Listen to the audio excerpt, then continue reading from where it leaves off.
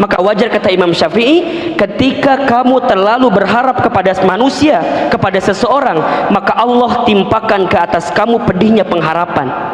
Pedihnya pengharapan, sakit sesakit-sakitnya, bukan karena harapanmu, tapi salah meletakkan harapan, yaitu kepada selain Allah Subhanahu wa ta'ala.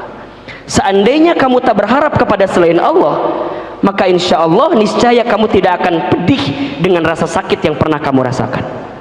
So please, jawabannya adalah, kalau ada sore ini di antara teman-teman semua yang merasakan rasa sakit di hatinya, coba evaluasi, mungkin hati ini masih berharap kepada selain Allah.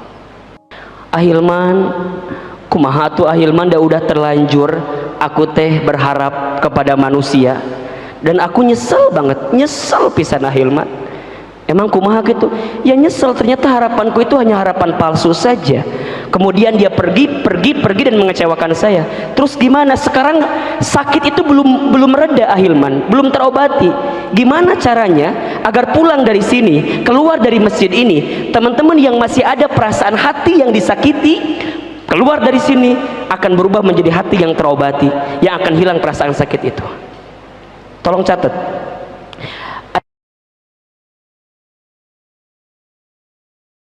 Beberapa cara agar hati yang sudah tersakiti kemudian bisa terobati. Satu,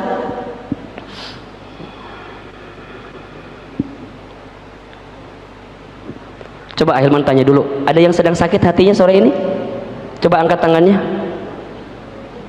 Satu orang doang? Ini mah perlu dikonsultasikan khusus kalau begitu mah. Ini semua ya, Ahilman saya sakit hati nih. Oke. Satu, obat sakit hati itu atau obat dari hati yang tersakiti itu adalah zikrullah, mengingat dan menyebut nama Allah.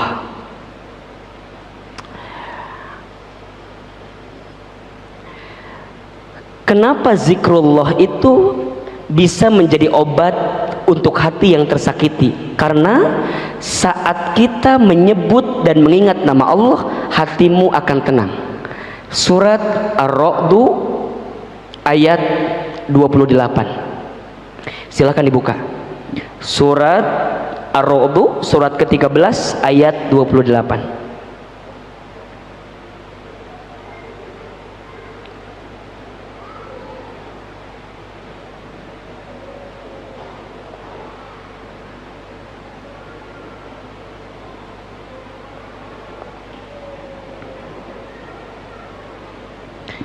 Sudah ketemu ayatnya? Baik. Ahilman mulai sore ini akan membiasakan untuk membaca ayatnya, kemudian kita terjemahkan pelan-pelan. Oke? Agar teman-teman bisa belajar menerjemahkan Al-Quran. Ya, minimal pulang dari sini dapat 1 ayat, 2 ayat. Alhamdulillah. Sudah ketemu ayatnya? Baik. Surat apa? Ar-Ra'd ayat berapa? 28. Auzubillahi minasyaitonirrajim. Bismillahirrahmanirrahim. Ahilman sekali, teman-teman sekali ya. Jadi Ahilman baca sekali, teman-teman sekali. Oke. Alladzina, orang-orang. Ayo sama-sama. Alladzina, orang-orang. Amanu, yang beriman. Wa tatma'innu qulubuhum, dan hati mereka menjadi tenang. Nah, oke, ulangi ya. Wa tatma'innu, dan menjadi tenang. Qulubuhum, hati-hati mereka. Bizikrillah, dengan mengingat nama Allah. Ala, ingatlah. Bizikrillah, dengan menyebut nama Allah. Tatma'innul qulub, maka hatimu menjadi tenang. Oke, kita ulangi ya. alladzina amanu, dan orang-orang yang beriman, orang-orang yang beriman, wa tatma'innu qulubuhum, dan menjadi tenang hati-hati mereka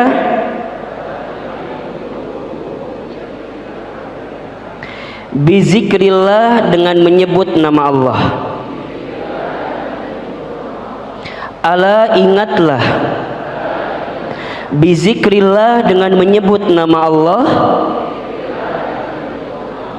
tatma'innul qulub, hatimu menjadi tenang. Ahilman Arabnya teman-teman artinya ya, alladzina amanu wa tatma'innu qulubuhum, dan menjadi tenang hati-hati mereka. Mereka itu siapa? Orang-orang beriman, gitu ya. Dan menjadi tenang hati-hati mereka. Oke, ulangi. Wa tatma'innu qulubuhum. Enggak usah ragu-ragu ya, keluarkan aja suaranya. Itu kunaon sariawan atau naon? Keluarkan deh, kalem. Nanti habis kajian dapat makan insya Allah ya. Tenang, tenang. Bizikrillah, dengan menyebut nama Allah.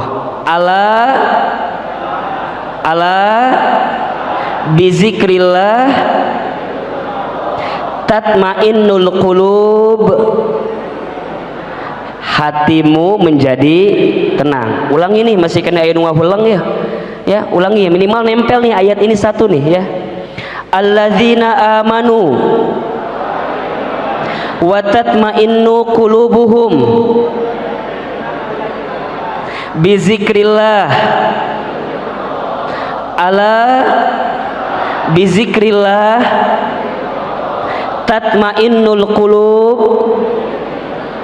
Baik, teman-teman sekalian, yang kita butuhkan saat hati merasa disakiti adalah ketenangan. Betul atau tidak? Jika gelisah, solusi semudah apapun kadang-kadang nggak bisa dapat dalam kehidupan kita. Tapi kalau hati tenang, setidaknya kita akan dituntun untuk mendapatkan solusi dari persoalan kita. Dan ketenangan itu bisa kita dapatkan dengan zikrullah, menyebut, mengingat nama Allah. Zikir kepada Allah. Pribadi berzikir itu, teman-teman sekalian, adalah dia yang menjadikan setiap langkah dalam hidupnya adalah proses aktivitas untuk semakin ingat dengan Allah. Duduknya ingat dengan Allah, berdirinya ingat dengan Allah, tidurnya, maka dalam tidurnya pun dia melafazkan lafaz Allah. Ketika dia mendapatkan sesuatu dalam hidupnya, maka yang terucap di lisannya hanyalah kalimat Allah. Ketika mendapatkan nikmat, yang keluar kalimatnya adalah alhamdulillah. Ketika mendapatkan musibah, sesuatu yang menyakiti, menyulitkan, maka yang keluar kalimatnya adalah inna lillahi wa inna ilaihi raji'un. Ketika melihat sesuatu yang menakjubkan, yang mempesona, maka keluar di lisannya masya Allah, tabarakallah. Jika melihat sesuatu yang buruk, keluar di lisannya kalimat subhanallah. Ketika berbuat dosa, keluar kalimatnya apa? Astaghfirullah. Lisannya zikir, matanya zikir, telinganya zikir, tangannya berzikir, kakinya berzikir, aktivitasnya berzikir, rumahnya tempat zikir, kamarnya tempat zikir, bahkan kafe, hotel, pasar, angkot, kereta api, motornya, semua tempat berzikir, ingat kepada Allah Subhanahu wa ta'ala. Maka saat dia dikecewakan, dia butuh ketenangan. Dan tidak ada yang bisa menghadirkan ketenangan kecuali Allah Subhanahu wa ta'ala. Maka oleh karena itu, saat gelisah, tidak ada nama yang harus kita panggil kecuali Allah. Allah. Nabi Yunus alaihi salam. Teman-teman tahu Nabi Yunus? Tahu? Kenal? Di mana kenalan sama Nabi Yunus? Nabi Yunus satu ketika dalam proses dakwahnya ditolak oleh kaumnya. Kaumnya itu tidak mau ikut dengan dakwahnya Nabi Yunus. Apa yang terjadi ketika itu? Apakah Nabi Yunus menyalahkan kaumnya? Tidak.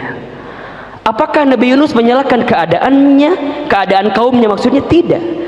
Tapi yang Nabi Yunus dapatkan ketika merasa sakit, merasa kecewa karena dakwah yang beliau lakukan itu mungkin ditolak oleh kaumnya, kemudian berdoa kepada Allah yang doanya diabadikan dalam Al-Quran surat, tahu nggak? Al-Anbiya ayat 37. Buka ayatnya. Jadi saat kecewa, ya kalau bahasa kita kan mungkin sakit gitu, sudah berusaha, sudah berikhtiar untuk mengajak kaumnya, tapi kaumnya kemudian menolak. Sampai dalam kisah yang lain kan Nabi Yunus itu dimakan oleh ikan paus dan kemudian berada dalam perut ikan paus itu gitu. Apa yang Nabi Yunus lakukan ketika itu? Ternyata yang Nabi Yunus lakukan adalah zikrullah, zikir kepada Allah, yang zikirnya diabadikan dalam Al-Quran. Surat apa tadi?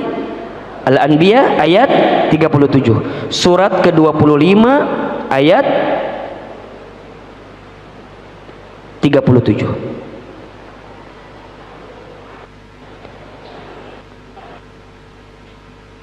Ada yang tahu suratnya? Hah?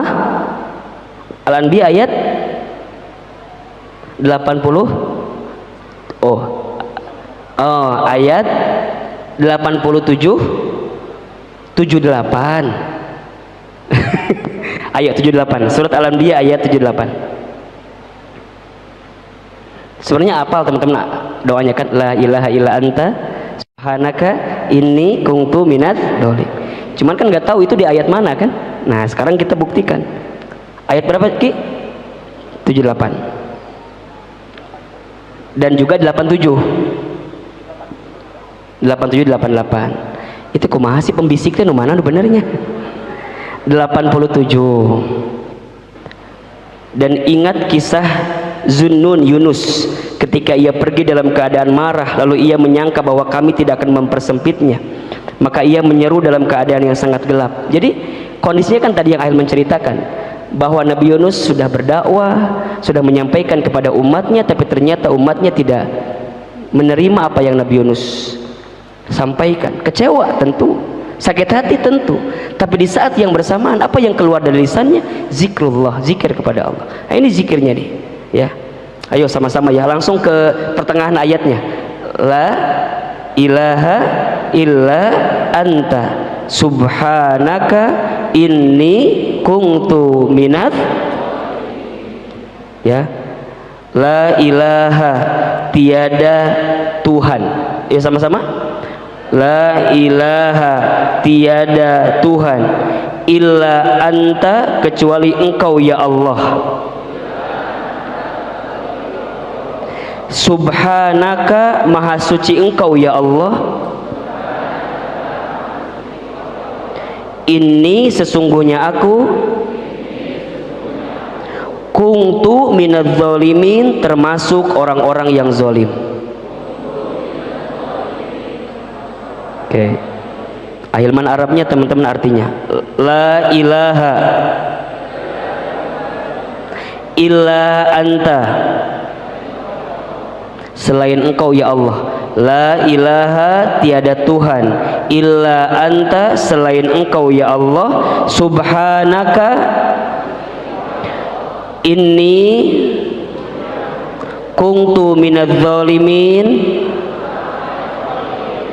Lihat kalimatnya. Apakah Nabi Yunus mengucapkan misalnya inna qaumi kuntu minadz zalimin? Kan tidak. Inni qaumi, inna qaumi kuntu minadz zalimin, kan juga tidak.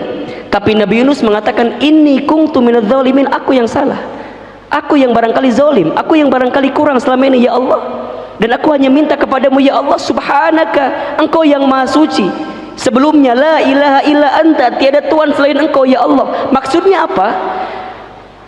Tidak ada tempat bersandar berharap terbaik dalam setiap kesulitan kita kecuali Allah. Jadi kalau teman-teman saat merasa disakiti, sibuknya menyalahkan orang yang menyakiti kita, maka kita akan jauh dari jawaban rasa sakit itu. Kita makan kadang-kadang seringnya begitu gitu. Kalau ada orang yang menyakiti kita, kita mah bukan menyalahkan kita sendiri, tapi menyalahkan siapa? Orang lain. Menyalahkan orang yang menyakiti kita.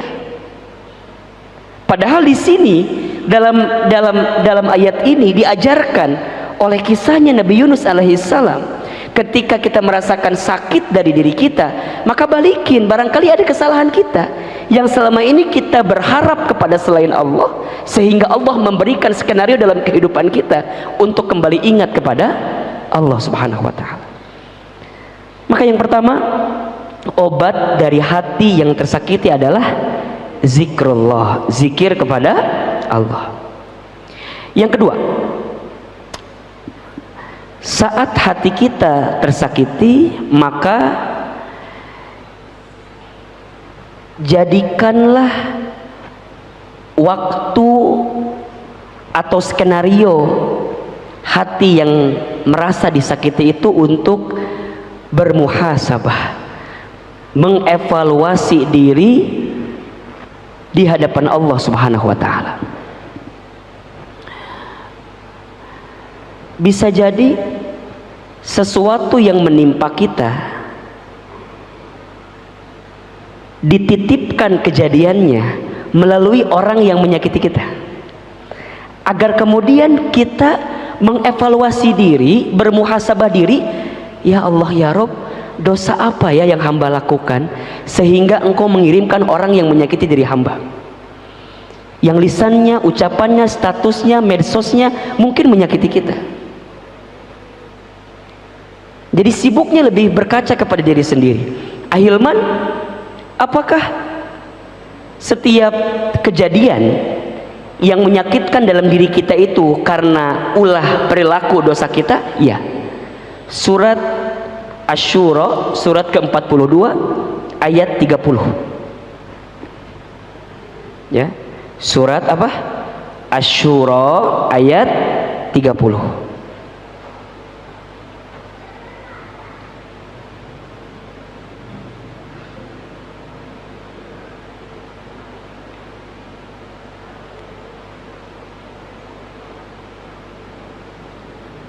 Sudah ketemu ayatnya atau belum?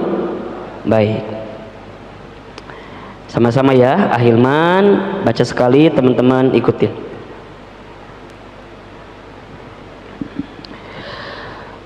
Bismillahirrahmanirrahim. Wa ma asobakum, dan apa saja musibah yang menimpa kamu. Sama-sama.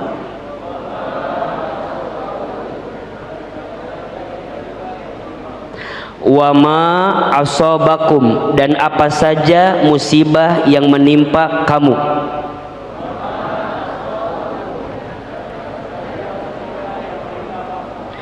Mim musibatin, dari musibah.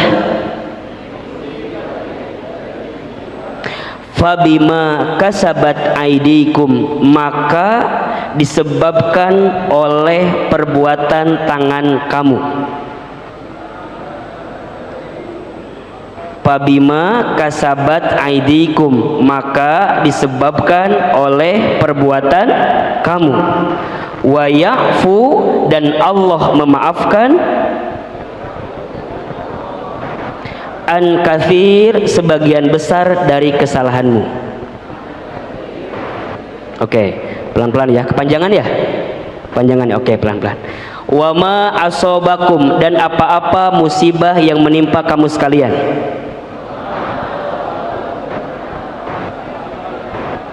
Mim musibatin, dari musibah. Fabima kasabat, maka disebabkan Aidikum, perbuatan tanganmu sendiri. Wa ya'fu, dan Allah memaafkan. An katsir, sebagian besar kesalahan-kesalahanmu. Wa ma asobakum, terjemahin kan udah 3 kali, masa diulang-ulang. Wa ma asobakum, dan apa saja musibah yang menimpa kamu sekalian. Mim musibatin, dari musibah. Fabima kasabat,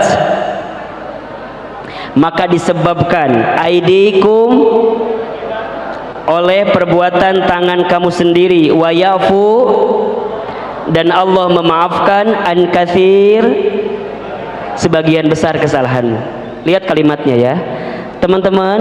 Kalau ada sesuatu yang menimpa dalam kehidupan kita, yang menyakitkan kita, yang menyedihkan kita, yang menjadi musibah dalam diri kita, maka aidikum itu disebabkan oleh perilaku kita.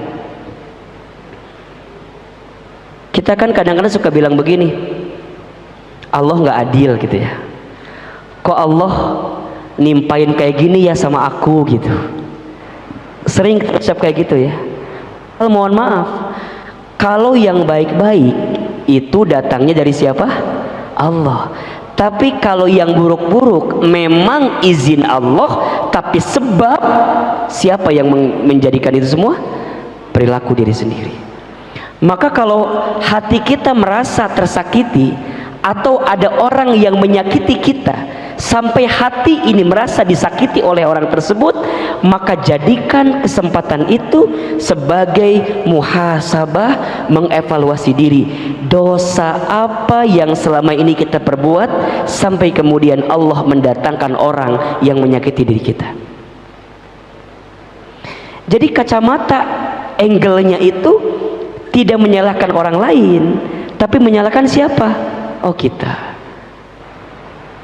Dari mana Ustadz cara memulainya? Ya mungkin bisa dari mulai, oh mungkin selama ini saya salah sih berharap sama selain Allah. Oh mungkin selama ini saya salah sih menjalani hari-hari dengan dia yang memang bukan haknya bagi kita, yang belum halal untuk kita. Maka wajar kalau kemudian kita sakit hati dengan dirinya gitu.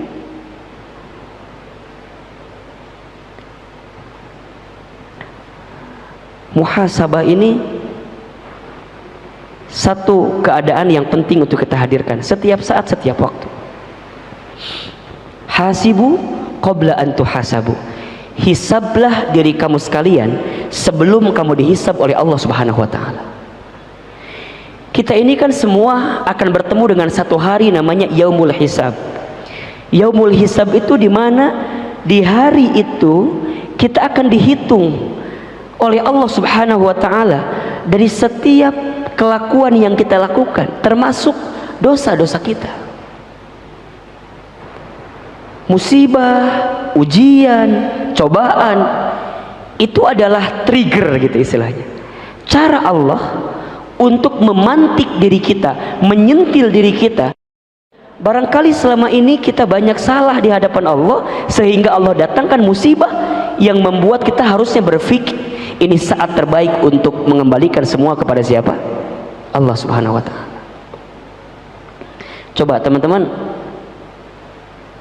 pernah enggak atau punya enggak satu waktu di mana teman-teman itu lebih banyak berkaca terhadap diri sendiri gitu? Berapa banyak kesalahan saya, berapa banyak dosa-dosa saya? Sering enggak kayak gitu? Pernah enggak ada satu waktu yang teman-teman gunakan untuk itu? Kalau teman-teman di rumah, di tempat manapun tidak punya tempat untuk bermuhasabah, maka Ahilman, teman hijrah, menyediakan setiap Sabtu sore untuk merecall, memanggil, menyebut kembali dari setiap dosa-dosa yang pernah kita lakukan agar kita bisa bermuhasabah di hadapan Allah Subhanahu wa ta'ala. Mungkin ini yang membedakan kajian kita dengan kajian kebanyakan di luar sana gitu. Kenapa Ahilman selalu ada doa, ada muhasabah? Karena Ahilman tahu gitu, Ahilman sadar, Ahilman paham amal kebaikan kita tidak lebih banyak daripada dosa yang kita lakukan. Mengapa kita dihormati, dimuliakan, dihargai? Satu alasannya, karena Allah menutup aib-aib kita. Kalau seandainya aib kita dibuka, demi Allah tidak ada yang pantas untuk dihormati bagi diri ini, karena aibnya, dosanya lebih banyak daripada amal kebaikan.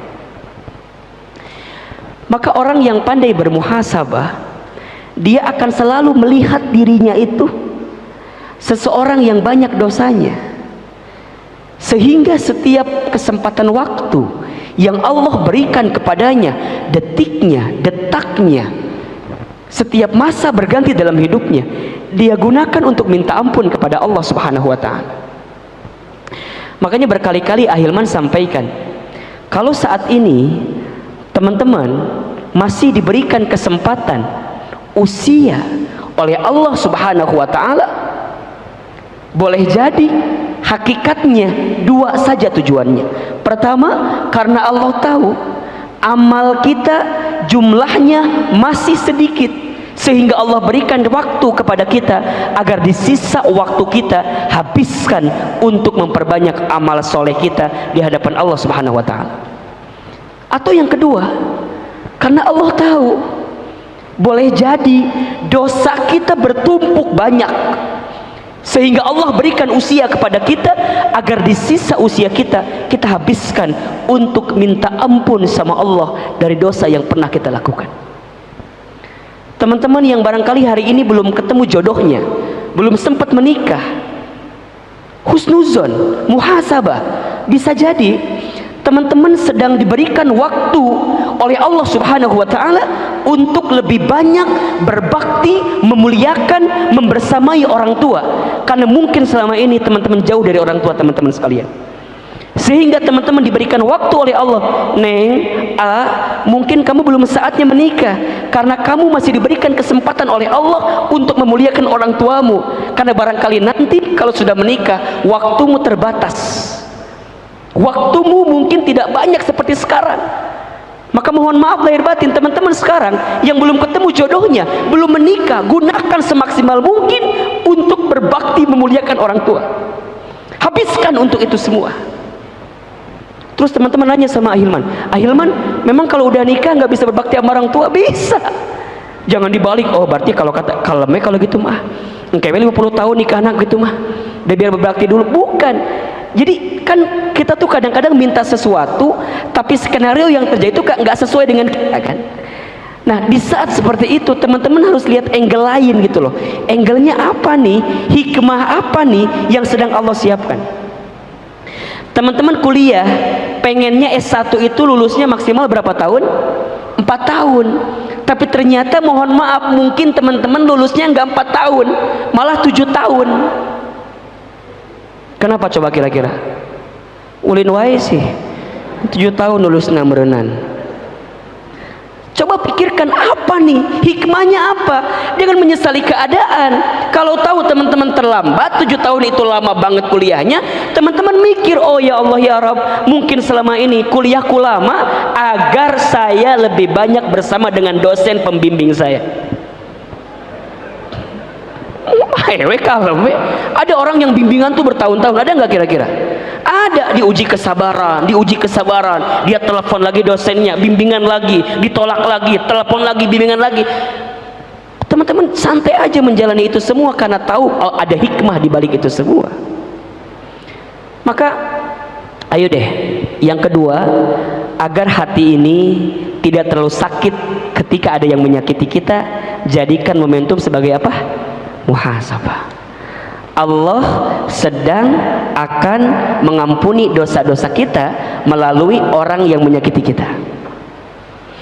Kalau begitu kita akan bahagia gitu loh, kita akan lapang menerima skenario itu. Ahilman, aku tadi tinggal sama dia. Kalau dipikirin galau habis kita mikirin dia. Dia menikah sama yang lain, bulan madu malam pertama. Orang mengahulang Dia mah udah kemana-mana, kita masih mikirin dia. Capek bos, capek bro, capek sis. Udah teh, mulailah move gitu, mulailah pindah, jadikan muhasabah. Oh ya Allah, barangkali dia pernah menyakiti saya, karena Allah sedang mengampuni dosa-dosa saya yang selama ini saya buat bersama dengan dirinya.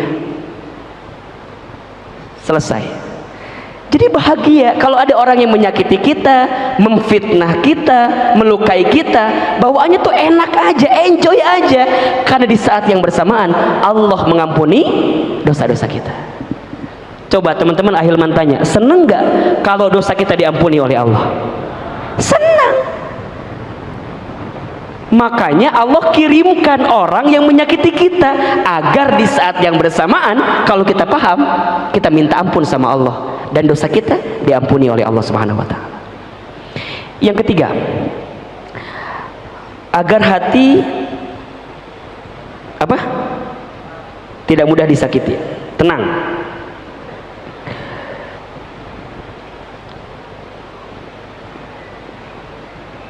Nah, berdoa untuk diri kita dan yang menyakiti kita. Ini levelnya agak lagi naik dikit lah ya. Berdoa untuk siapa? Untuk kita dan orang yang menyakiti kita. Ingat teman-teman, doa itu artinya memohon, meminta kepada Allah. Saat kita mendoakan sesuatu, hakikatnya kita sedang memohon, meminta sesuatu itu terjadi kepada diri kita. Kalau kita berdoa yang baik bagi orang lain, maka hakikatnya kita sedang memohon, meminta kepada Allah agar kebaikan itu kembali kepada kita.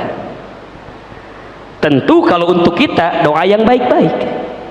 Rasulullah Shallallahu Alaihi Wasallam mengajarkan kepada kita satu doa agar kita ya bisa lapang ketika mendapatkan musibah dan kita mendapatkan pengganti yang lebih baik dari apa yang menimpa hati kita.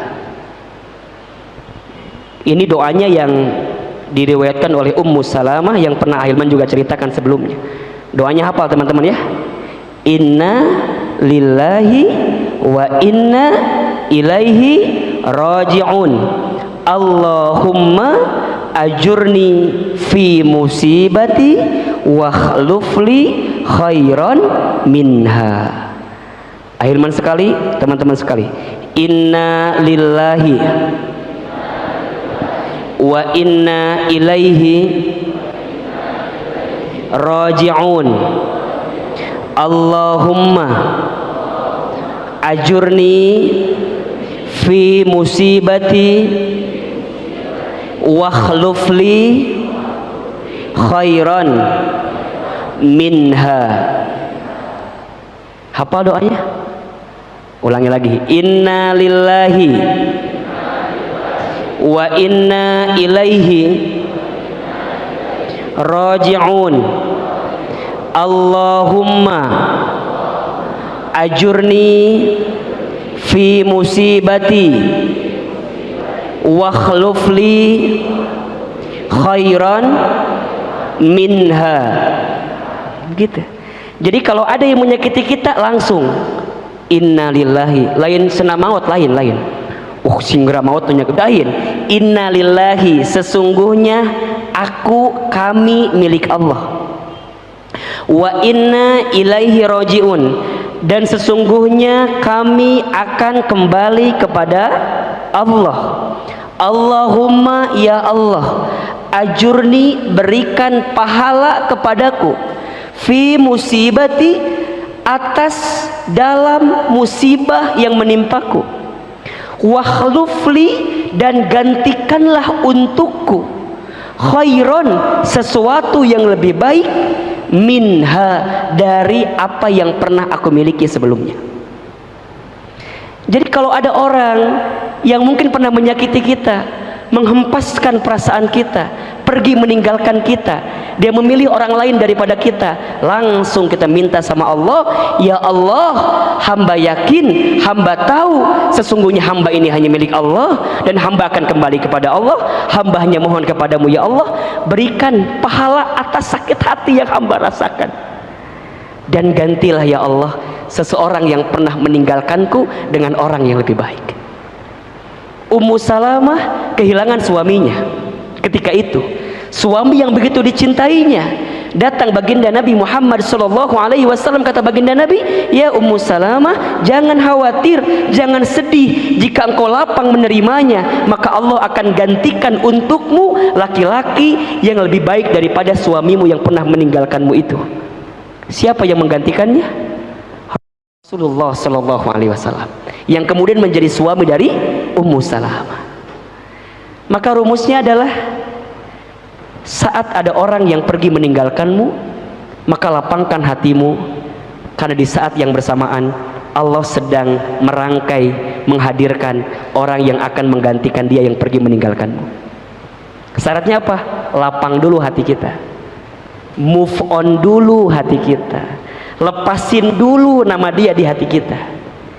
Sebenarnya yang akan menggantikan dia tuh udah di dekat mata kita, cuman mata kita tuh masih mikirin dia. Stalking kita masih tentang dia. Di HP kita masih ada foto dia.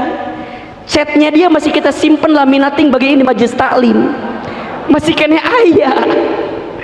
Sebenarnya penggantinya ada di depan mata kita, dekat kita, sudah dengan kita. Hanya kita menutup itu semua dengan orang yang tidak mau kita lepaskan di hati kita. Mohon maaf, berapa banyak di antara teman-teman di sini yang pernah disakiti oleh orang lain tapi masih bertahan dengan orang yang sama, padahal kita tahu orang itu menyakiti kita. Please teman-teman, tinggalkan dan bersiaplah mendapatkan ganti yang lebih baik dalam kehidupan kita. Masih ada 4 lagi poinnya, kita akan bahas di pertemuan yang akan datang insyaallah. Hati yang kau sakiti episode kedua, seperti sinetron yang ada di Indosiar gitu ya, kan masing-masing ada judulnya ya. Termasuk nih ada doa lagi bagus nih dari Abu Daud, hadis riwayat Abu Daud. Kalau ini sebenarnya doanya teman-teman juga sudah hafal, yang sering kali dibacakan di Al-Ma'surat ya. Allahumma inni a'udzubika minal hammi wal hazan, wa a'udzubika minal azzi wal kasal, wa a'udzubika minal jubni wal bukhl, wa a'udzubika min ghalabatid daini wa qahrir rijal. Apa doa itu kan? Coba sama-sama. Allahumma inni a'udzubika minal hammi wal hazani, wa a'udzubika minal azzi wal kasali, wa a'udzubika minal jubni wal bukhli, wa a'udzubika min ghalabatid dain wa qahrir rijal. Sama-sama. Allahumma ya Allah, inni a'udzubika, sesungguhnya aku berlindung kepadamu, minal hammi, dari kegelisahan, wal hazani, dan kesedihan, wa a'udzubika, dan aku berlindung kepadamu, minal azzi, dari kelemahan, wal kasali, dan kemalasan, wa a'udzubika, dan aku berlindung kepadamu, minal jubni, dari ketakutan, wal bukhli, dan kebakilan, wa a'udzubika, dan aku berlindung kepadamu, min ghalabatid dain, dari terjerat hutang, wa qahrir rijal, dan ketertindasan. Hadis riwayat Abu Daud. Nah, ini bisa teman-teman baca. Makanya kekuatan terbaik yang bisa kita bacakan di saat kita tersakiti adalah doa. doa untuk kita dan doa untuk orang lain. Jadi kalau orang lain menyakiti kita, jangan doain yang buruk-buruk. Misalnya mohon maaf nih, dia nyebarin surat undangan nikah misalnya, set,